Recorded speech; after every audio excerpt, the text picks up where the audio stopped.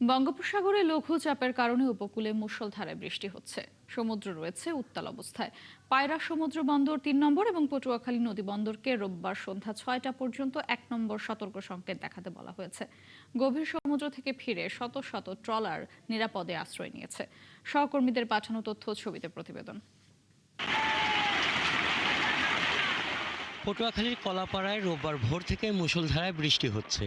বৃষ্টির মধ্যে শত শত মাছ ধরার ট্রলার গভীর সমুদ্র থেকে কলাপাড়ার মৎস্যবন্দর আলিপুর ও মহিপুরের খাপড়াভাঙা নদীর পোতাশ্রয়ে আশ্রয় নিয়েছে। খেপুপাড়া আবহাওয়া অধিদপ্তরের কর্মকর্তারা বলেন, লঘুচাপটি সুস্পষ্ট লঘুচাপে পরিণত হওয়ায় উত্তাল হয়েছে সমুদ্র। মাঝারি বজ্রবৃষ্টির শঙ্কাও রয়েছে। কুয়াকাটা সৈকতে বড় বড় ঢেউ আছড়ে পড়ছে। ঝুঁকিতে রয়েছে জাতীয় উদ্যান সহ গোটা সৈকত এবং জালালপুর বেড়িবাঁধ। যাতায়াতে মানুষের কষ্ট, কিন্তু যাতায়াত ছেলেমেয়েরাও যাইতে পারে না, এদের কষ্ট হয়। স্কুল মাদ্রাসা ঘুরে গেলা যাইতে পারে না, কি এটা সিদ্ধাত মাসা কামড়ায়, মানুষজন রুগী অসুস্থ লইয়া ডাক্তারখানা যাইতে কষ্ট হয়। রাস্তাঘাটে কাদা হয়, স্কুল কলেজে যাইতে কষ্ট হয়, বাজারে যাইতে কষ্ট হয়। তেমন অর্ধাপথ যে আমরা ফিরে এসেছি, কারণ রাস্তায় খুব কাদার অবস্থায় আমরা হাঁটতে পারছি না। পিছলে খেয়ে পাশা খেয়ে ব্যাগখানে সব কাদা মেখে গিয়েছে এবং পানিতে অনেক বই খাদা ছিঁড়ে গিয়েছে বা ভিজে গিয়েছে। লঘুচাপের প্রভাবে পটুয়াখালী রাঙাবালি ও পায়রা সমুদ্র বন্দর এলাকায় থেমে থেমে বৃষ্টি হচ্ছে। জোয়ারের তীব্রতায় দেখা দিয়েছে ভাঙন। পায়রা সমুদ্র বন্দরের ৩ নম্বর স্থানীয় সতর্ক সংকেত বহাল রাখা হয়েছে। একই সঙ্গে পটুয়াখালী নদী বন্দরে রোববার সন্ধ্যা ৬টা পর্যন্ত ১ নম্বর সতর্ক সংকেত দেখাতে বলা হয়েছে। ঝালকাঠিতে সকাল থেকে থেমে থেমে বৃষ্টি হচ্ছে। সেই সাথে বইছে হালকা থেকে মাঝারি ধরনের দমকা হাওয়া। সুগন্ধা, বিষখালী সহ জেলার সব নদ নদীর পানি বেড়েছে। ব্যবহার চলতে আছে, কোনো টিকিট নাই, কিছু নাই। আমরা তো ঘুরি ঘুরি কোনো পয়সাই পাই না। রোডে প্যাকেট দেয়, আমরা রিক্সা নিয়ে বেরিয়ে হয়েছি, রোডে তো কোনো লোকজনই নেই। বাগেরহাটে সাগরমোহনায় দুবলার চরে দমকা বাতাস বয়ে যাচ্ছে। গুড়ি গুড়ি বৃষ্টির কারণে সাধারণ মানুষ দুর্ভোগে পড়েছে। হাসান আহমেদ, ৭১। দর্শক, প্রতিবেদনে যেমনটি দেখছিলাম, বঙ্গোপসাগরে লঘুচাপ সৃষ্টির কারণে নিম্নচাপের কারণে বৃষ্টি হচ্ছে এবং আবহাওয়া খারাপ রয়েছে। বিভিন্ন সতর্ক সংকেত দেখাতে বলা হয়েছে।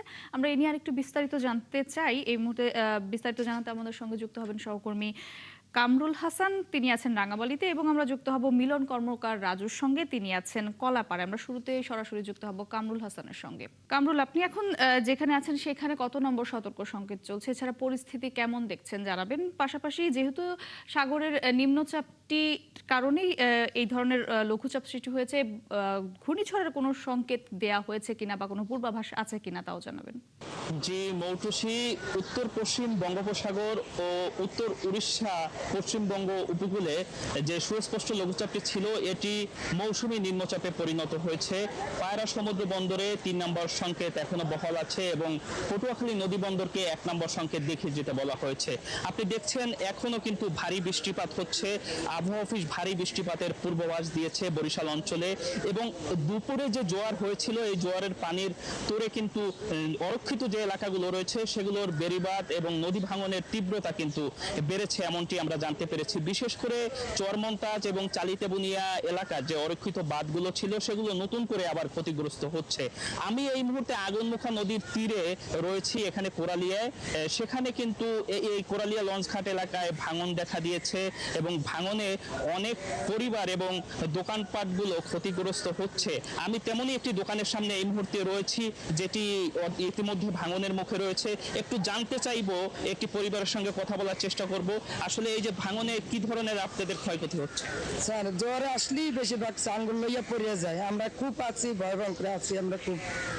আমাদের যদি সরকার কোনো আবেদন করে আমরা একটু ভালো থাকতে পারি না লইয়া। দেখেন কিভাবে জোয়ার আসলেই চাঙ্গুল লইয়া পড়ে। এই যে আমার দোকানটা দেখেন, এইভাবে এই যে চাঙ্গুল এইমাত্র পড়ছে, এই ভাই এই যে ওই জায়গা দিয়ে চাঙ্গুল পড়িয়ে গেছে।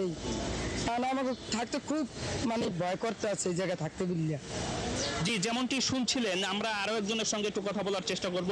এই যে প্রতিটি দুর্যোগ এলেই আপনারা ভাঙনের মুখে পড়েন, সেক্ষেত্রে আসলে পরবর্তীতে সরকার কি পদক্ষেপ নেয়? যে এই ভাঙনে আমাকে অনেক ক্ষতি হইতেছে, দোকানপাট ভেঙে যেতে আছে। আর হয়তো ২-৪ দিনের মধ্যে আমার দোকানপাট ভেঙে যাবে। আমরা সরকারের কাছে দ্রুত কাজ চাই। কিছু বাড়ি জিরো ব্যাগ ফালাইলে মনে হয় যে থাকতে পারবো না, এনে দোকান অন্তপক্ষে 50টা দোকান ক্ষয়ক্ষতির মুখে। এই জন্য আমাদের অনুরোধ থাকবে স্থানীয় সরকার মন্ত্রণালয়ের দায়িত্বে যে আছেন মাননীয় মন্ত্রী, আপনি আমাদের একটু সুনাজারের তাকাই আমাদের দিকে, যাতে আমরা থাকতে পারি। যে জন্য কিছু বালুর ব্যাগ বা জিরো ব্যাগ ফালাই আমাদের একটু থাকার মতন একটু আশ্রয় করে দেন, নাহলে আমরা সবাই জিরোইন করে পড়বো।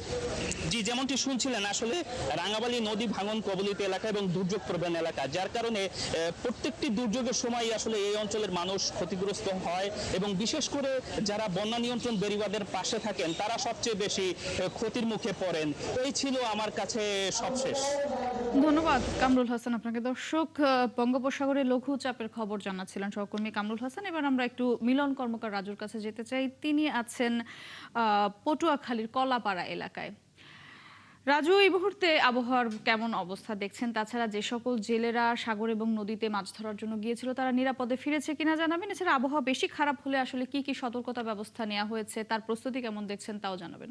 ধন্যবাদ আপনাকে আমি জানিয়ে রাখি যে এই যে মৌসুমী নিম্নচাপ, এটি এখন এই মুহূর্তে কিন্তু পায়রা সমুদ্র বন্দর থেকে 340 কিলোমিটার দূরে রয়েছে এবং এটি আবহাওয়া অধিদপ্তর থেকে আমাদের যে বিষয়টি জানিয়েছে যে আগামীকাল এটি কিন্তু উড়িষ্যা অতিক্রম করতে পারে। সেই হিসাবে আমাদের এই যে দক্ষিণাঞ্চলেও কিন্তু ভারী বৃষ্টির সম্ভাবনা রয়েছে। সেই ধরনের কোনো ঝড়ের লক্ষণ কিন্তু এই মুহূর্তে নেই, কারণ বৃষ্টি হচ্ছে, কিন্তু এর বাইরে কিন্তু কোনো ধরনের প্রাকৃতিক দুর্যোগের যে প্রাথমিক লক্ষণ সেটি কিন্তু আসলে পরিলক্ষিত হচ্ছে না। আপনাকে আরেকটি বিষয় জানিয়ে রাখি, সেটা হচ্ছে যে আজকে কিন্তু সকাল থেকে কলাপাড়া যে টার্মিনাল ঘাট থেকে কিন্তু কোনো ধরনের লঞ্চ ছেড়ে যায়নি। এখানকার যে ঢাকাগামী যে লঞ্চগুলো রয়েছে সেগুলো কিন্তু এই মুহূর্তে কিন্তু ঘাটে ভিড়ানো রয়েছে। যাত্রীরা যারা এসেছিলেন তারা কিন্তু অনেকটা দুর্ভোগ নিয়ে ঘন বর্ষা উপেক্ষা করে তারা কিন্তু চলে গেছে। পাশাপাশি সকালের যে জোয়ারে ছিল সেটা কিন্তু আসলে অনেকটা পানি বেড়েছিল, তবে এখন কিন্তু ভাটা হওয়ার কারণে পানির চাপ অনেকটা কমে যাচ্ছে। আপনাকে একটা বিষয়, আপনি যে বিষয়টি জানতে চেয়েছেন যে আসলে গত 3 দিন ধরেই কিন্তু সমুদ্রে মাছ ধরা বন্ধ রয়েছে। কারণ হিসেবে তারা বলছে লঘুচাপ কিন্তু 3 দিন আগে সৃষ্টি হয়েছে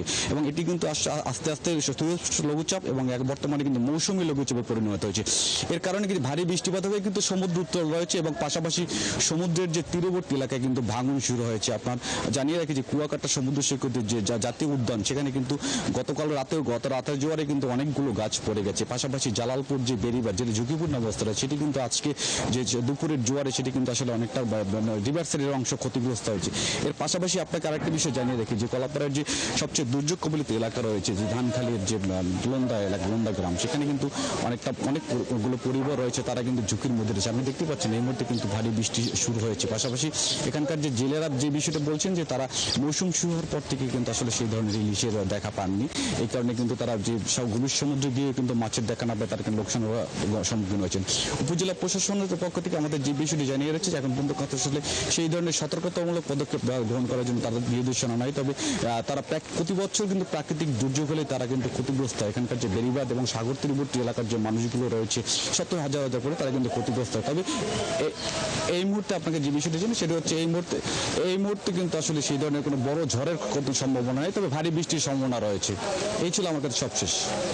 ধন্যবাদ রাজু আপনাকে। দর্শক, উপকূল অঞ্চলের আবহাওয়ার খবর জানাচ্ছিলেন কলাপাড়া থেকে মিলন কর্মকার রাজু। এর আগে আমাদের রাঙ্গাবালী থেকে জানাচ্ছিলেন সহকর্মী কামরুল হাসান।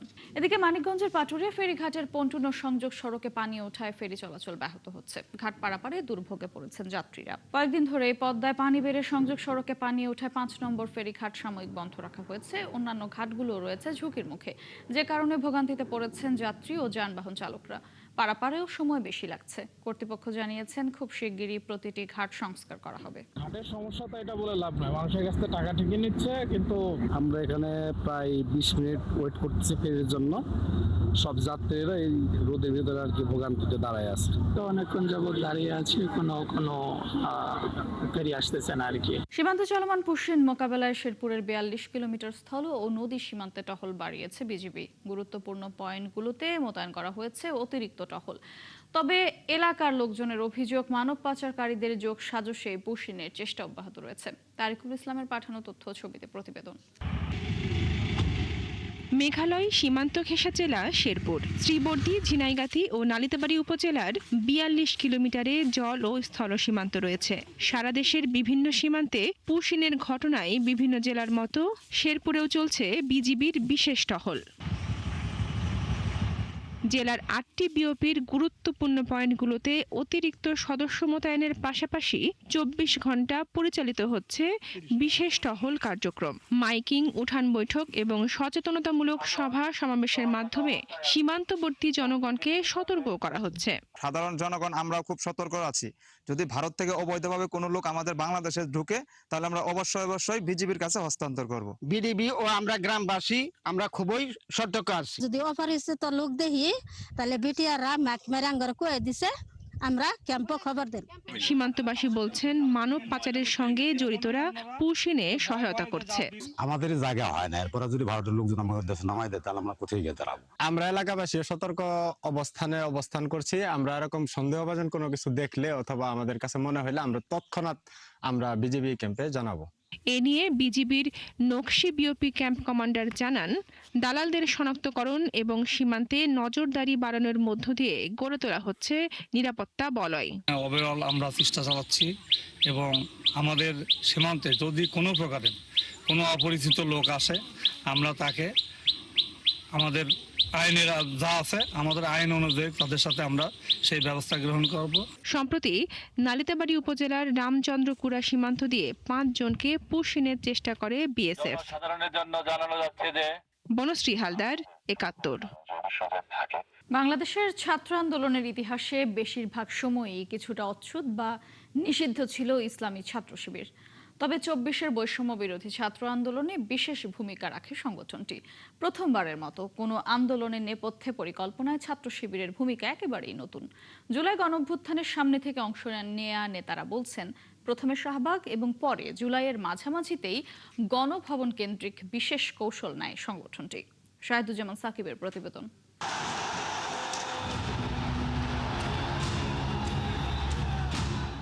রাজধানীর শাহবাগ চত্বর।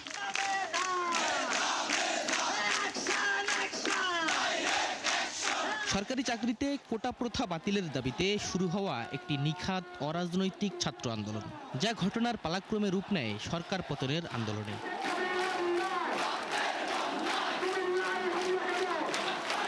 15 জুলাইয়ের আগ পর্যন্ত বৈষম্য বিরোধী ছাত্র আন্দোলনের ব্যানারে হওয়া আন্দোলনে সরাসরি সমর্থন জানায়নি কোনো রাজনৈতিক দল। তবে গোপনে আন্দোলনের পরিকল্পনা প্রণয়ন সহ গুরুত্বপূর্ণ সিদ্ধান্তে ভূমিকা রাখে ছাত্রদল, ইসলামী ছাত্র শিবির সহ ফ্যাসিবাদ বিরোধী ছাত্র সংগঠনগুলো। এটা স্বৈরাচার কর্তৃক শাসনকৃত স্বাধীন বাংলাদেশের এক প্রতিচ্ছবি মাত্র।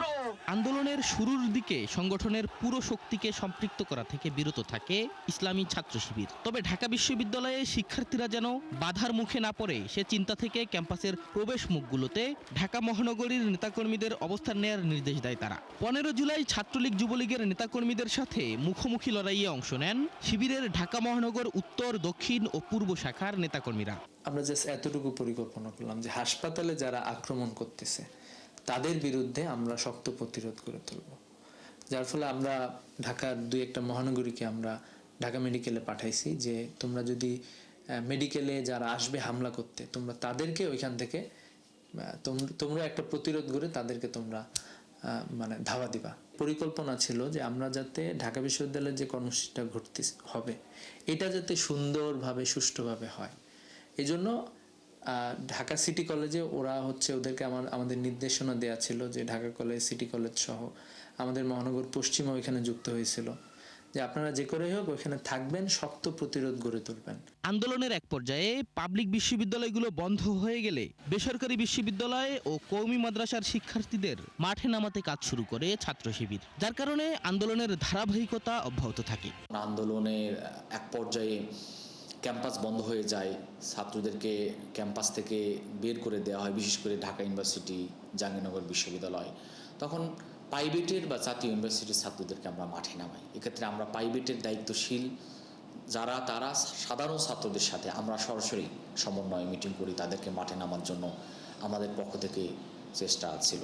তার কারণে আমরা দেখেছি যে পাবলিক ইউনিভার্সিটি বন্ধ হয়ে গেলে প্রাইভেটের ভাইয়েরা মাঠে ছিল, প্রাইভেট ইউনিভার্সিটির ছাত্ররা মাঠে ছিল। এবং মাদ্রাসার ছাত্রদেরকে মাঠে নামানোর ক্ষেত্রে কওমি ঘরানা যে সকল ছাত্র সংগঠন আছে, কওমি মাদ্রাসায় কেন্দ্রিক যে সকল ছাত্র সংগঠনের কাজ বেশি, আমরা তাদেরকেও অ্যাকোমোডেট করি, তাদের মাধ্যমে কওমি মাদ্রাসার ছাত্রদেরকে মাঠে নামাই। সারা দেশে ইন্টারনেট বন্ধ হয়ে গেলে কিছুটা বিপাকে পড়ে আন্দোলনকারীরা। সে সময় নানা কৌশলে আন্দোলন এগিয়ে নেওয়ার পরিকল্পনা করে ছাত্র শিবির। তারা আন্দোলনের প্রধান লক্ষ্যবস্তু হিসেবে ঠিক করে গণভবনকে। সে অনুযায়ী স্বৈরাচারী প্রধানমন্ত্রী শেখ হাসিনার বাসভবনের আশেপাশের এলাকা মিরপুর, মোহাম্মদপুর, ধানমন্ডি, মহাখালী এলাকায় অবস্থান জোরদার করে। আমরা তো সবাই রাস্তায় নামতেছি এবং রাস্তায় নেমে সবাই মারা যাচ্ছি, এরকম একটা অবস্থা। কিন্তু আন্দোলনের কোনো সেন্ট্রাল ডিরেকশন নাই যে আন্দোলনকে আমরা শুধু রাস্তায় নামবো, গুলি খেয়ে আমরা মারা যাব, নাকি গুলি খেয়ে আমরা আমাদের কোনো ডেস্টিনেশনের দিকে আগায় যাব। তো ওই সময়টাতে আমি চিন্তা করি, একটা ছক আঁকাই ফেলি যে আসলে আমরা কোন দিকে আগাইতে পারি। সেই আলোকে আমরা একটা পরিকল্পনা করি, সেটা হচ্ছে গণভবনকে ঘিরে, যেখান থেকে আমাদেরকে মারার নির্দেশ আসতেছে আমরা সবাই সেদিকে মুভ করব। আন্দোলনের শেষ দিকে সমন্বয়কদের একাংশ আটক হলে ভাঙ্গন সৃষ্টি হওয়ার আশঙ্কা থেকে সমন্বয়কদের দ্বিতীয় লেয়ার তৈরি করা হয় শিবিরের পরামর্শে। এ সময় ঐতিহাসিক 9 দফা প্রস্তুত ও প্রচারের কাজটিও করে ছাত্র শিবিরের নেতাকর্মীরা। শাহিদুজ্জামান সাকিব, 71, ঢাকা। দীর্ঘদিনের দাবি পূরণ না হওয়ায় সোমবার যশোর রেল স্টেশনে অবস্থান কর্মসূচি পালনের ঘোষণা দিয়েছেন যশোরের রেল যাত্রীরা। তারা জানান, অব্যবস্থাপনার কারণে ঢাকা যশোর রেলপথের পূর্ণ সুবিধা থেকে বঞ্চিত হচ্ছেন দক্ষিণ পশ্চিমাঞ্চলের লাখো মানুষ। আর বৃহত্তর যশোর রেল যোগাযোগ উন্নয়ন সংগ্রাম কমিটির সদস্য সচিব জানান, রোববার যোগাযোগ করেও দাবি পূরণ না হওয়ায় তারা আন্দোলনে যেতে বাধ্য হচ্ছেন। SM ফরহাদের তথ্য ছবিতে প্রতিবেদন। চাকরি, চিকিৎসা, ব্যবসা ও সরকারি কাজে প্রতিদিন হাজারো মানুষ যশোর থেকে ঢাকায় যাতায়াত করেন। একসময় এই যাত্রার সময় লাগতো প্রায় 8 ঘন্টা। পদ্মা সেতু রেল সংযোগ চালুর পর এখন সময় লাগে মাত্র 2.5 ঘন্টা। কিন্তু অব্যবস্থাপনার কারণে এই সুবিধা তারা কাজে লাগাতে পারছেন না। যাত্রীরা জানান, বর্তমানে ট্রেনের সময়সূচি তাদের প্রয়োজনের সঙ্গে সামঞ্জস্যপূর্ণ নয়। সকালবেলা যাওয়া যাচ্ছে ঢাকায়, দিনভরে কাজ করলাম, কাজ করে আবার ট্রেনে ফিরলাম, তাহলে অফিসিয়াল অনেক কাজ কিন্তু দিনের দিনে করে আসা যাবে। ট্রেন দুইটা আপাতত দুইটা চললেও অন্তত যশোর লোকের জন্য দাবিটা কিছুটা পূরণ হয়। তারা আরও জানান, দীর্ঘদিন ধরে ভোরে ঢাকামুখী এবং সন্ধ্যায় যশোরমুখী একটি আন্তনগর ট্রেনের দাবি জানাচ্ছেন তারা। এছাড়া আরও 5টি দাবি রয়েছে তাদের। পদ্মা সেতু সেটি যদি আমরা প্রপার ব্যবহার করতে না পারি, তাহলে আসলে যোগাযোগ ব্যবস্থার কোনো উন্নতি হলো না। এই যে সেই ইনভেস্ট আসলে কোনো কাজেই লাগবে না। ট্রেনটি চালু করার জন্য রেল কর্তৃপক্ষকে আমরা বিশেষভাবে অনুরোধ করি। বৃহত্তর যশোর রেল সংযোগ উন্নয়ন সংগ্রাম কমিটির সদস্য সচিব জানান, দাবি আদায় না হলে আগামীতে রেলপথ অবরোধ সহ আরও কঠোর কর্মসূচি দেওয়া হবে। অবস্থান কর্মসূচি পালন করতে আমরা আজকে বাধ্য হয়েছি। আমরা এখনও সরকারের কাছে দাবি জানাই যে 6 জুলাইয়ের আগেই যেন এই ট্রেনের ঘোষণাটা আসুক। সেক্ষেত্রে আমাদের আর এই 6 জুলাই অবস্থান কর্মসূচি পালন করা লাগবে না। এ নিয়ে জেলা প্রশাসন বলছে, যশোর রুটে আন্তনগর ট্রেন চালুর প্রস্তাব মন্ত্রণালয়ে পাঠানো হয়েছে। প্রায় 6 মাস আগেই আমরা FCR, আপনি জানেন যে পাক্ষিক গোপনী প্রতিবেদন রাখা হয় সরকারের কাছে, সেখানে আমরা পাঠিয়েছি প্রস্তাবটা। যশোর গদখালি ফুল, তারপর আমাদের যশোর স্টেশনগুলিকে কানেক্টিং করে ঢাকাতে যোগাযোগ বাড়ানোর জন্য। ইতিমধ্যে আমরা যোগাযোগ করেছি রেল মন্ত্রণালয়ে, সেখানকার রেল সচিবের PS উনি জানিয়েছেন যে এখানে রেল সচিব স্যারের সঙ্গে আসবেন, উনি দেখে ওনার মতো করে ব্যবস্থা নেবেন। গত 30 জুনের মধ্যে দাবিগুলো বাস্তবায়ন না হওয়ায় আন্দোলনের ডাক দিয়েছে বৃহত্তর যশোর রেল সংযোগ উন্নয়ন সংগ্রাম কমিটি। শাকিলা সিথি, 71। ঝালকাঠিতে দিনে ও রাতে সমান তালে লোডশেডিং হচ্ছে। তীব্র গরমে ঘন ঘন লোডশেডিংয়ে বিপর্যস্ত হয়ে পড়েছেন গ্রাহকরা। লোডশেডিং, গ্রাহকদের হয়রানি এবং বিদ্যুৎ অফিসের নানা অনিয়মের প্রতিবাদে কর্মসূচিও পালন করেছেন এলাকাবাসী। তবুও মিলছে না প্রতিকার। তরুণ সরকারের তথ্য ছবিতে প্রতিবেদন। ঘন ঘন লোডশেডিংয়ের কারণে বিপর্যস্ত দক্ষিণাঞ্চলের বড় ব্যবসা কেন্দ্র ঝালকাঠি। গ্রাহকদের অভিযোগ, লোডশেডিংয়ের কারণে একদিকে ব্যাহত হচ্ছে ব্যবসা বাণিজ্য, অন্যদিকে গরমের কারণে কোনো কাজ করা যাচ্ছে না। আরও অভিযোগ রয়েছে, রাতের বেলা কেউ মোমবাতি জ্বালিয়ে, কেউ বা চার্জারের আলোয় বেচাকেনা করছেন। কলকারখানার উৎপাদনও কমে গেছে। এছাড়া প্রচন্ড গরমে শিশু, বৃদ্ধ ও অসুস্থ ব্যক্তিরা সবচেয়ে বেশি দুর্ভোগে পড়ছেন। দৈনিক 2 ফিট 3 ফিট কারেন্ট যায়, 1 ঘন্টা 1.5 ঘন্টা রাহে, তাতে আমাদের খুবই কষ্ট হয়। আয় রুজিতে সমস্যা ঘটে। কারেন্ট নাই, মিলও চলে না, কামও নাই। রাত্র 3-4 ঘন্টা লাগে, যে দিনে তো থাকেই না, তাহলে মিল না চললে তো ধরেন হলো আমাকে ইনকাম নাই। ঠিক মতো কারেন্ট থাকলে তো আমাকে সবসময় পয়সা পড়তে, খাইয়ে হলেই ভালো থাকতে পারতাম। দিনের মধ্যে কয়বার যায় আর কোনো ঘন্টা ঠিক নেই। যে আমরা কাজ করি 2 টাকা নিমু হেও পাইতেছি না। দীর্ঘদিনের অভিযোগ রয়েছে গ্রাহক হয়রানি এবং ভুতুড়ে বিলের। তবে এসব অভিযোগ অস্বীকার করে Jhalakathi West zone power distribution কোম্পানির নির্বাহী প্রকৌশলী জানান, চাহিদার তুলনায় বিদ্যুৎ কম পাওয়া যাচ্ছে। ঝালকাঠিতে ম্যাক্সিমাম ডিমান্ড যেটা আসলে ইভিনিং পিকে ঘটে এটা প্রায় 10.5 মেগাওয়াট, ডে পিকে প্রায় আমাদের 9 মেগাওয়াটের কাছাকাছি বিদ্যুতের চাহিদা। তো সর্বনিম্ন আমরা 5 মেগাওয়াট বিদ্যুৎ বরাদ্দ পাচ্ছি। জেলায় ওয়েস্ট জোন পাওয়ার ডিস্ট্রিবিউশন কোম্পানির গ্রাহকদের বিদ্যুতের চাহিদা রয়েছে 11 মেগাওয়াট, বিপরীতে গ্রাহকরা পাচ্ছেন মাত্র 6 মেগাওয়াট। শাকিলা সিথি, 71। ঝালকাঠিতে ঘন ঘন লোডশেডিং এর কারণে দক্ষিণাঞ্চলের ব্যবসা কেন্দ্রগুলোর ব্যবসা বাণিজ্য ব্যাহত হচ্ছে। সেখানকার বিস্তারিত জানাতে আমাদের সঙ্গে যুক্ত হচ্ছেন সহকর্মী তরুণ সরকার। তরুণ, সারাদিনে কত ঘন্টা লোডশেডিং হয়, সমস্যা সমাধানের বিষয়ে কি কিছু জানতে পেরেছেন কিনা জানাবেন। এছাড়া কি বলছে বিদ্যুৎ বিভাগ তাও জানতে চাই।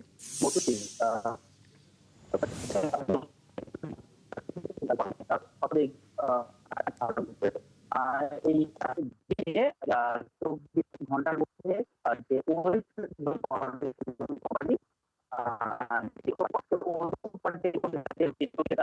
যে ঘাটতি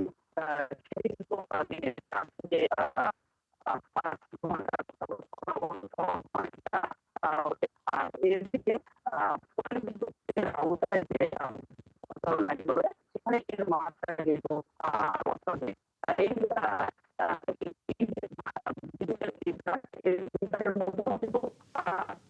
তরুণ, আপনাকে ধন্যবাদ। পরবর্তীতে আবারও যুক্ত হব আপনার সঙ্গে।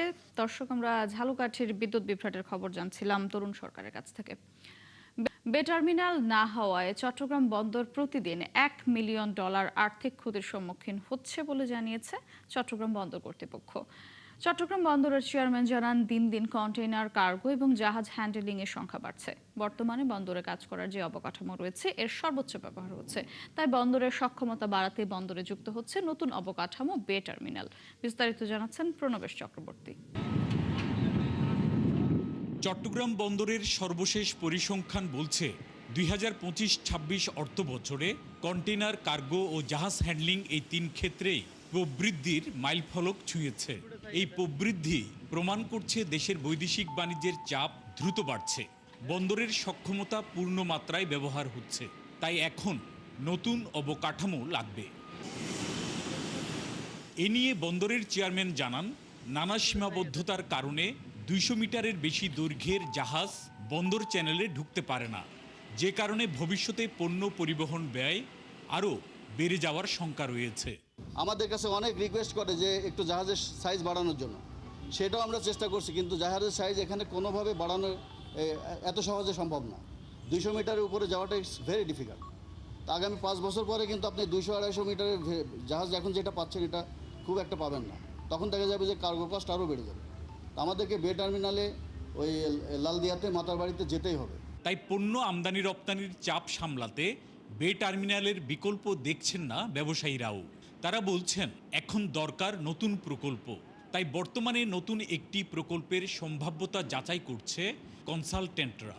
এর মধ্যে সিঙ্গাপুরে প্রকল্পটির 2D সিমুলেশন সম্পন্ন হয়েছে। টার্মিনাল অপারেটিংয়ে যারা আরও দক্ষ এবং আধুনিক বন্দর তৈরি করতে পারবে সেই ধরনের আপনার টার্মিনাল অপারেটরকে আমাদের বাংলাদেশে যেন তারা প্রাধান্য পায়, সেই বিষয়টাকে দৃষ্টি রেখে আমাদের আগামী 50 বছর থেকে 100 বছরের মধ্যে যে আমাদের চাহিদা, সেই চাহিদাকে সামনে রেখেই যে আমাদের বন্দরটা বিনির্মাণ করতে হবে। এছাড়া বে টার্মিনালের জন্য সাগরের ঢেউ মোকাবেলায় ব্রেক ওয়াটার নির্মাণ ও জাহাজ চলাচলের অ্যাক্সেস চ্যানেল নির্মাণে বিশ্বব্যাংকের অর্থায়নও নিশ্চিত হয়েছে। চট্টগ্রাম বন্দরের যে ইম্পোর্ট যে ভলিউম, এই ভলিউম কিন্তু ডে বাই ডে কিন্তু আরও, যখন একটা জাহাজ যখন বে টার্মিনালে আসবে তার যেহেতু ড্রাফট রেস্ট্রিকশন থাকবে না, তখনই অটোমেটিকলি কিন্তু এখানে মাদার ভেসেলগুলোর কিন্তু অনেক মুভমেন্টটা বেড়ে যাবে। ব্যবসায়ীরা আরও জানান, বে টার্মিনাল চালু হলে মাদার ভেসেল সরাসরি চট্টগ্রাম বন্দরে ভিড়তে পারবে। এতে ট্রান্সশিপমেন্ট নির্ভরতা কমবে, পরিবহন ব্যয় কমবে। প্রণবেশ চক্রবর্তী, 71, চট্টগ্রাম। চট্টগ্রামের নতুন উপজেলা ফটিকছড়ি উত্তরের সদর ঘোষণা দিয়ে উত্তেজনার সৃষ্টি হয়েছে। নতুন উপজেলার মধ্যবর্তী কোনো এলাকায় সদর বসানোর দাবিতে 5ম দিনের মতো বিক্ষোভ ও সড়ক অবরোধ করেছে এলাকার একাংশের মানুষ। গত মঙ্গলবার উত্তর ফটিকছড়ির বিভিন্ন এলাকায় মানববন্ধন ও সড়ক অবরোধ করে ক্ষুব্ধ এলাকাবাসী। এরপর থেকে প্রায় প্রতিদিনই কোনো না কোনো এলাকায় বিক্ষোভ করছে লোকজন। তাদের অভিযোগ, এলাকার সবার মতামত ও গণশুনানির প্রতিবেদন উপেক্ষা করে নতুন উপজেলা সদর দপ্তর বসানো হয়েছে ভোজপুরে। তারা ভৌগোলিক সুবিধার কথা বিবেচনা করে নারায়ণহাট ও দাঁতমারার মাঝামাঝি কোনো এলাকায় উপজেলা সদর বসানোর দাবি জানান। ঝালকাঠির নলছিটিতে যাত্রীবাহী বাস উল্টে খাদে পড়ে মারা গেছেন বাসের সুপারভাইজার। আহত হয়েছেন আরও 10 যাত্রী। নলছিটি থানার ভারপ্রাপ্ত কর্মকর্তা জানান, মঠবাড়িয়া থেকে একটি যাত্রীবাহী বাস বরিশাল যাওয়ার পথে রায়াপুর এলাকায় নিয়ন্ত্রণ হারিয়ে উল্টে খাদে পড়ে যায়। এলাকার লোকজন বাসের সুপারভাইজার সহ যাত্রীদের উদ্ধার করে। তাদের ঝালকাঠি সদর হাসপাতালে নেয়ার পরে বাসের সুপারভাইজার আল মামুন মনিরকে মৃত ঘোষণা করেন চিকিৎসক। আহত 10 জনকে চিকিৎসার জন্য ভর্তি করে হাসপাতাল কর্তৃপক্ষ। টাঙ্গাইলে বেহাল অবস্থা এসপি পার্কের দক্ষিণ পাশের গেট থেকে ধুলের চর মাদ্রাসা পর্যন্ত দীর্ঘ 460 মিটার সড়কের। অসুস্থ রোগী, বৃদ্ধ এবং শিশুদের দুর্ভোগের শেষ নেই। এলাকাবাসীর অভিযোগ, রাস্তা সংস্কারের জন্য বারবার দাবি জানানো হলেও এখনো পর্যন্ত কোনো কার্যকর পদক্ষেপ নেওয়া হয়নি। দ্রুতই টেন্ডারের মাধ্যমে রাস্তা সংস্কারের কাজ শুরু হবে বলে জানান পৌরসভার নির্বাহী প্রকৌশলী। সহকর্মী আব্দুর রাজ্জাকের পাঠানো তথ্য, ছবিতে প্রতিবেদন। টাঙ্গাইল এসপি পার্কের দক্ষিণ পাশের গেট থেকে ধুলের চর মাদ্রাসা পর্যন্ত দীর্ঘ 460 মিটার রাস্তার অবস্থা বেহাল। দীর্ঘদিন ধরে ধুলের চর মাদ্রাসা এই এলাকার অন্যতম গুরুত্বপূর্ণ শিক্ষা প্রতিষ্ঠান। প্রতিদিন শিক্ষার্থী সহ শহরের মানুষ এই জরাজীর্ণ রাস্তা দিয়েই যাতায়াত করে।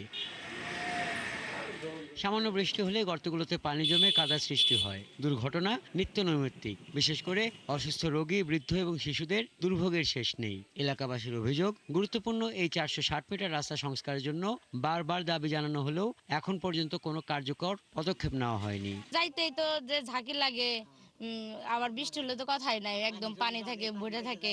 দুর্ঘটনা হওয়ার সম্ভাবনা খুব বেশি। ওই পাশে রাস্তা খুবই ভাঙা, তো এই রাস্তাটা সংস্কার করলে ভালো হয়। এই রাস্তা কি অসুস্থ মানুষ নিয়ে আনতে পারবো? সুস্থ মানুষই অসুস্থ হয়ে থাকা, বেয়ারিং ভাঙ্গা জায়গা, স্পিন্ডেল ভাঙ্গা জায়গা, চালাইতেও কষ্ট, পেছন তারা কত দুঃখ পায়, বাড়ি খায়। দ্রুতই টেন্ডারের মাধ্যমে রাস্তা সংস্কারের কাজ শুরু হবে বলে জানান পৌরসভার নির্বাহী প্রকৌশলী। ধুলিশ্বর রাস্তাটি 860 মিটার খুব দ্রুতই টেন্ডারের ব্যবস্থা করা হচ্ছে। রাস্তার অবস্থা খুব খারাপ, আমরা দ্রুতই টেন্ডারের মাধ্যমে এই কাজ বাস্তবায়ন করব। এদিকে দ্রুত রাস্তার সংস্কার না হলে প্রতিবাদ বিক্ষোভের কথাও জানিয়েছেন এলাকাবাসী। হাসান আহমেদ, ৭১। সিরাজগঞ্জের উল্লাপাড়ায় প্রাথমিক শিক্ষা ব্যবস্থায় দেখা দিয়েছে চরম সংকট। উপজেলার 124টি প্রাথমিক বিদ্যালয়ে নেই প্রধান শিক্ষক। পাশাপাশি 11 জন সহকারী শিক্ষা কর্মকর্তার জায়গায় দায়িত্ব পালন করছেন মাত্র একজন। এতে প্রশাসনিক কার্যক্রম ও লেখাপড়া ব্যাহত হচ্ছে। রায়হান আলীর তথ্য, ছবিতে প্রতিবেদন। উল্লাপাড়া উপজেলার 278টি সরকারি প্রাইমারি স্কুলের মধ্যে 124টিতে প্রধান শিক্ষক নেই। সহকারী শিক্ষকরাই ভারপ্রাপ্ত হিসেবে দায়িত্ব পালন করছেন। প্রধান শিক্ষক না থাকায় বিদ্যালয়ের প্রশাসনিক ও শিক্ষা কার্যক্রম ব্যাহত হচ্ছে। কোন কোন বিদ্যালয়ের শিক্ষার্থীর তুলনায় শিক্ষকের সংখ্যা কম, তাই আমাদের ক্লাস গ্রহণ করতে অসুবিধা হয়। বিদ্যালয়ের প্রধান শিক্ষক না থাকলে আমাদের অনেক অসুবিধা হয়, ম্যামদের ক্লাস নিতে অসুবিধা হয়। প্রধান শিক্ষক থাকলে মানে আমাদের বিদ্যালয়টা ভালো মতো পরিচালনা হবে। শিক্ষার্থী অনুপাতে শিক্ষক দরকার। অন্যদিকে অতিরিক্ত প্রশাসনিক দায়িত্ব পালন করতে গিয়ে সহকারী শিক্ষকদের উপর চাপও বেড়েছে কয়েক গুণ। দীর্ঘদিন যাবত আমাদের সহকারী শিক্ষকদের থেকে কোনো প্রমোশন হচ্ছে না, মানে প্রমোশন ছাড়া আমরা প্রধান শিক্ষক পদে যেতে পারছি না। আমাদের প্রধান শিক্ষক যে নিয়োগটা হয়, এটা আসলে আমাদের সহকারী শিক্ষকদের ভিতর থেকে অগ্রাধিকার ভিত্তিতে নিয়োগটা দিলে আমাদের প্রমোশনটা পর্যায়ক্রমে হতে থাকে এবং আমরা অনেক উপকৃত হই। প্রধান শিক্ষক না থাকলে আমাদের ক্লাস নেওয়া বলেন বা আনুষঙ্গিক যে কাজগুলো থাকে, প্রশাসনিক দাপ্তরিক কাজগুলা একটু সমস্যা হয়। শিক্ষাবিদদের মতে প্রধান শিক্ষক না থাকলে নেতৃত্বের অভাবে শিক্ষার মান ও শৃঙ্খলা দুটি ক্ষতিগ্রস্ত হয়। এখানে আমি চাই যে এই শূন্য পদগুলো খুব তাড়াতাড়ি পূরণ করা হোক, যে প্রক্রিয়াই হোক, সরকার বাহাদুর জন্য এই কাজটা করেন। তবে উপজেলা প্রাথমিক শিক্ষা কর্মকর্তা বলছেন, প্রধান শিক্ষক নিয়োগ ও পদোন্নতি সংক্রান্ত মামলা জটিলতার কারণেই এই সংকট তৈরি হয়েছে। 124টি সরকারি স্কুলের ভারপ্রাপ্ত প্রধান শিক্ষক যা দায়িত্ব পালন করছে, আর সেই ক্ষেত্রে শূন্যপদ আছে সহকারী শিক্ষকের 153টি। এটা নিয়োগ প্রক্রিয়া চলছে, শিক্ষক ও কর্মকর্তা সংকটে শিক্ষার্থীদের ভিত্তি নড়েবড়ে হয়ে পড়েছে উল্লাপাড়ায়। দ্রুত শূন্য পদ পূরণ না হলে এর প্রভাব পড়তে পারে শিক্ষার্থীদের ভবিষ্যতে। পিন্টু হাজং, ৭১। ফরিদপুরে আলু বোখারার পরীক্ষামূলক চাষে ভালো ফল পেয়েছেন চাষিরা। মশলা জাতীয় এই ফলটি মধ্যপ্রাচ্যের ইরান, ইরাক ও ভারতে বাণিজ্যিকভাবে চাষ হয়। কৃষকরা বলেন, কৃষি বিভাগ থেকে প্রযুক্তিগত পরামর্শ ও পৃষ্ঠপোষকতা পাওয়া গেলে উচ্চ মূল্যের এই ফসল আবাদে লাভবান হতে পারবেন তারাও। মনিরুল ইসলাম টিটোর তথ্য ছবিতে প্রতিবেদন। মধ্যপ্রাচ্যের মশলা জাতীয় ফল আলু বোখারার চাষ এখন দেশের মাটিতে। পরীক্ষামূলক চাষে এরই মধ্যে ভালো ফলন পেয়েছেন ফরিদপুর জেলার বোয়ালমারীর এক কৃষক। ২০২১ সালে পৌরসভার লোকনাথ গ্রামের কৃষক হাবিবুর রহমান একটি বেসরকারি উন্নয়ন সংস্থার মাধ্যমে পরীক্ষামূলক ২৫টি আলু বোখারা গাছ রোপণ করেন। তবে আস্থা রাখতে না পেরে কেটে ফেলেন বেশি সংখ্যক গাছ। আর ঠিক ২ বছর পর থেকে বাকি কয়েকটি গাছে ফলন আসা শুরু করে। আমি কটা গাছ কাটি ফেলছিলাম, আমার আছে কটা, এতে খুব ভালো ধরে। যদি এই জিনিসটা দেশে সরকার একটু উদ্যোগ নিয়ে পাশে দাঁড়ায় কিছু আমাকে উৎসাহ দিত, তাহলে মনে হয় দেশে ভালো হয়। হাবিবুর রহমান আরো জানান, প্রতিটি গাছ থেকে এবছর ৪০ থেকে ৫০ কেজি কাঁচা ফল সংগ্রহ করা হচ্ছে। শুধু ফল বিক্রি নয়, কলম থেকে চারা উৎপাদন করেও উপার্জনের সুযোগ রয়েছে জানান তিনি। কটা গাছের পিছনে যদি সবাই আমরা পরিচর্যা করি তাহলে ভালোই ফলন হয়। আমি গাছগুলো লাগাই, আমি এখন যেরকম ফল ধরে আগে ভাবছিলাম না, এখন এইবার যে ধরছে। সফল এই চাষিকে দেখে এলাকার অনেকেই আলু বোখারা চাষে আগ্রহী হচ্ছেন।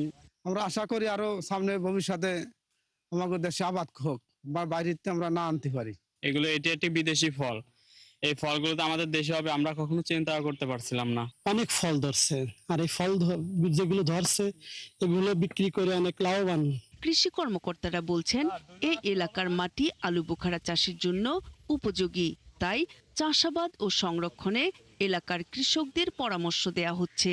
কৃষি ডিপার্টমেন্ট আমরা তাদের নিরলসভাবে তাদের পরামর্শ প্রদান করে থাকি যে কিভাবে আপনার গাছের ফলন বাড়বে, কিভাবে কি করলে আন্তঃপরিচর্যা করলে, কি পরিমাণে সার দিলে যে গাছটা ভালো হবে এবং পরবর্তীতে ফল বেশি পাওয়া যাবে। ইরান, ইরাক ও ভারতে বাণিজ্যিকভাবে চাষ হয় আলু বোখারা। আমদানি নির্ভরতা কমাতে দেশে এর বাণিজ্যিক চাষ আশা করছেন সংশ্লিষ্টরা। নূর তাজমিন মীর, ৭১। দর্শক, চলছে সংবাদ সংযোগ। সরাসরি সংবাদ অনুষ্ঠান দেখতে চোখ রাখুন ৭১ ফেসবুক পেজ এবং সাবস্ক্রাইব করুন ৭১ ইউটিউব চ্যানেল। থাকুন ৭১ সাথে।